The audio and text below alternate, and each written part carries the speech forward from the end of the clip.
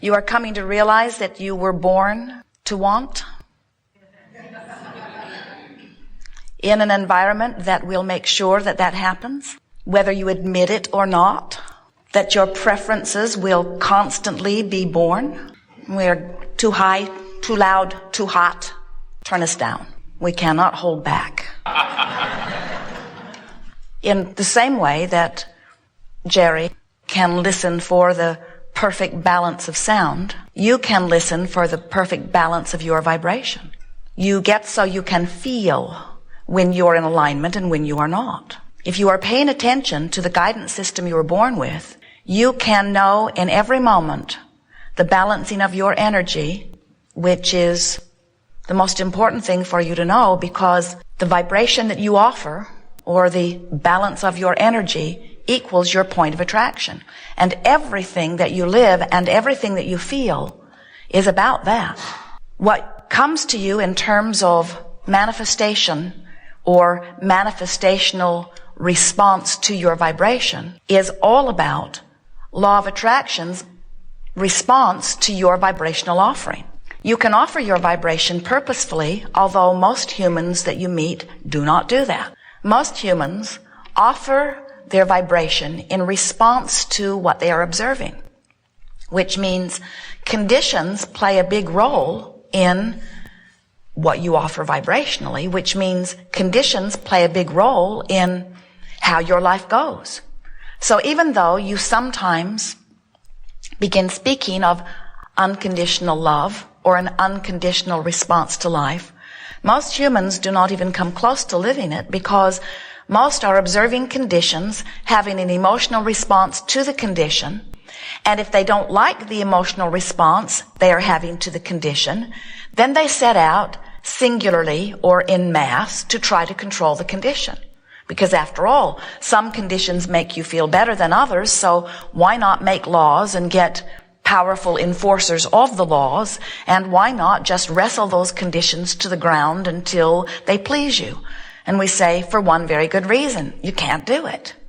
And anyone who is attempting to manage their energy or control even the way they feel or create their own reality by tending to conditions is having a miserable time, because even if you have some people up close to you that you are able to influence strongly enough that you are able to get them to behave in a way that makes you feel better, you can't make them maintain that for very long. Just as soon as you get your son trained, he'll go off and marry some girl, and then he'll do what she wants.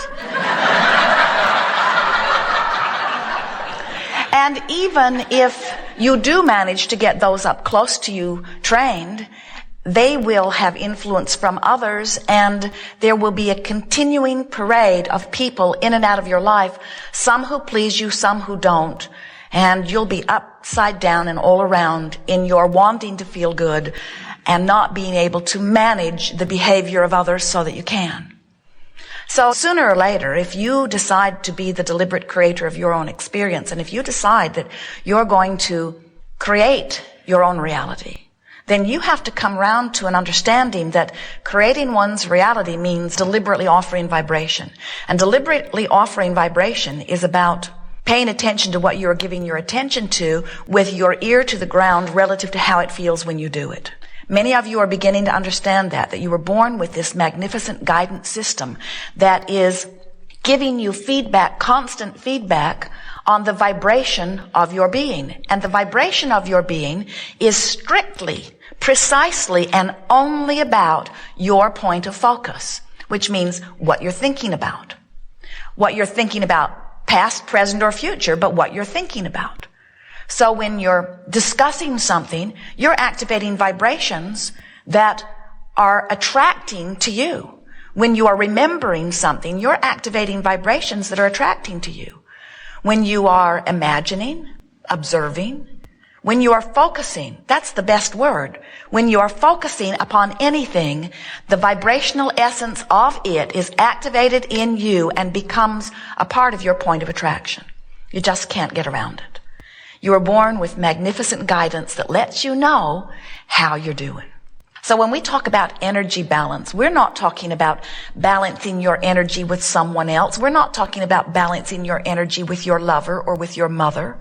We're not encouraging you to balance your energy with one other human. We're encouraging you to balance your energy within you. So what that means is, it means two significant things. It means aligning with your source, and we'll talk about that in a moment. But it also means aligning with your own desire. When you say, I want more money, and you keep noticing you don't have enough money, you're out of balance. Your desire for more money is one vibration. Your awareness of lack of money is another vibration. You're out of balance. You are not in energy alignment.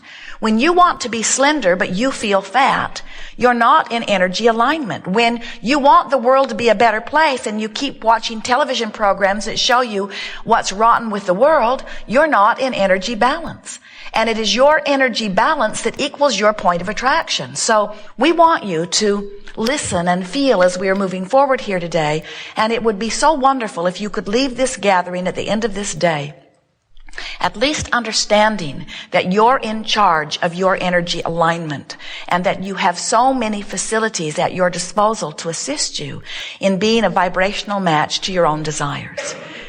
You understand law of attraction to some degree when you set your radio dial on 6:30 a.m. and expect to hear what's being broadcast from the same tower. You understand law of attraction when you set your radio dial on 6:30 a.m. and then never complain that you can't hear what's being broadcast from 98 FM. You get that. You understand that those signals have to line up. So we think that it should be equally easy for you to understand that when you set your radio dial on, I don't have enough money, that even though you're hoping the tower that says abundance is yours can somehow get through to your receiver, we're here to tell you it won't.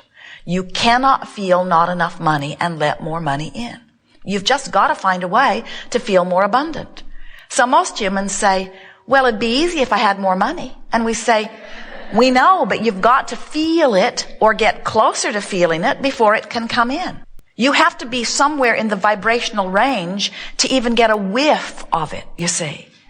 So we think what goes wrong with so many is that they have a desire for something that's vibrating over here, and they have a habit of vibration that's vibrating over here, and then they feel that something's gone terribly wrong, that their stuff can't get through to them.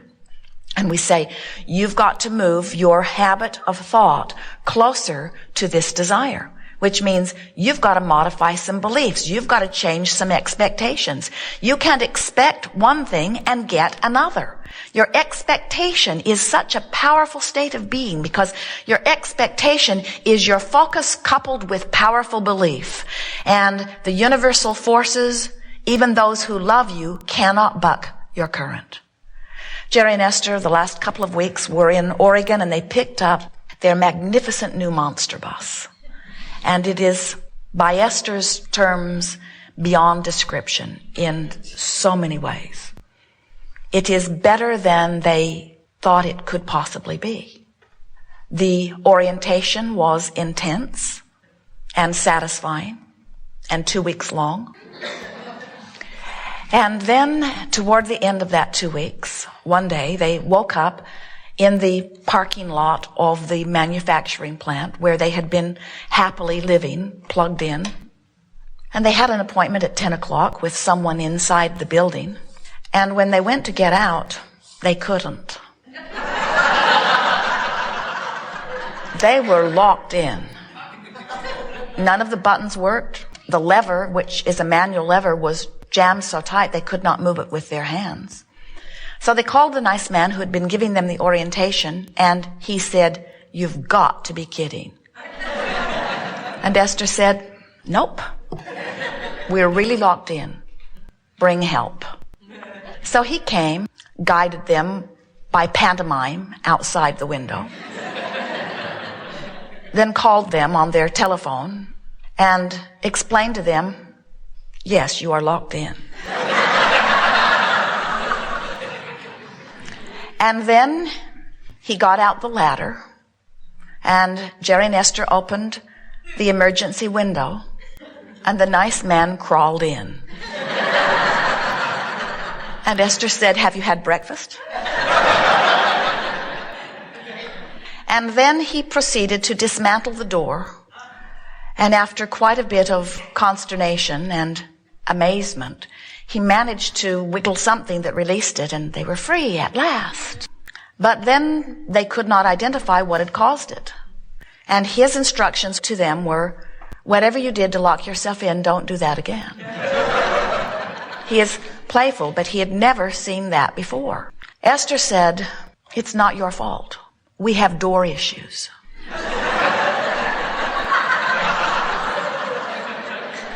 We bought this motor coach because the door on our last coach never was right.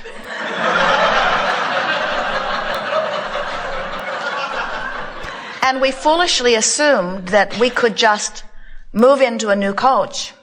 And we really thought if we paid enough for it, it would be perfect. But we did not take into consideration the fact that we take ourselves with us everywhere we go. And he said, "Still, this is not right. This should not be happening." And Esther said, "It's a long story. We agree with you that on the face value, it should not be happening. That your mechanics should be able to foresee all things and prevent things like this from happening. But we have issues." Well, he scratched his head as he went away, and they never were able to figure out what happened. And then Esther said, "What happens if we get locked out when we're on the outside, when there's no one on the inside to open the window and let us in?" And he said, "That would be a problem." And then they left the nest, and they drove to San Francisco, and then they drove to Valencia, and they went out to dinner in Valencia, and when they came back to the coach, they were locked out. And Jerry had already asked them which window would be the best one to break. Easiest to replace and least damage. And so he was looking around the parking lot for something big enough to break it. And then Jerry had a very brilliant idea. He put the big key in the big lock and encouraged Esther to try it while he clicked with the electronic gizmo. And after about half an hour, the right alignment happened and the door opened. And so then they went to Prevo in Los Angeles, and talented people greeted them and said to them, "This has never happened before." And Esther said, "We know. We have issues." And so he dismantled the door and examined it from top to bottom, pronounced it healthy as is, and said to them, "Whatever it is that you're doing, don't do that."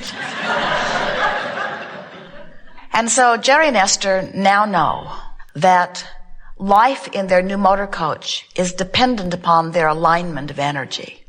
In other words, you can buy the most expensive contraption on the planet, they just did,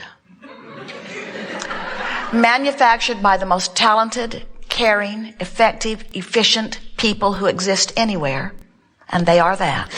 And if your energy is not in alignment, you can defy all logic, because the universe gives you response that matches your vibration. And Jerry and Esther have had 2 coaches that the doors were not in alignment, and they said it regularly. "We're going to get a new coach, and the door's going to be different."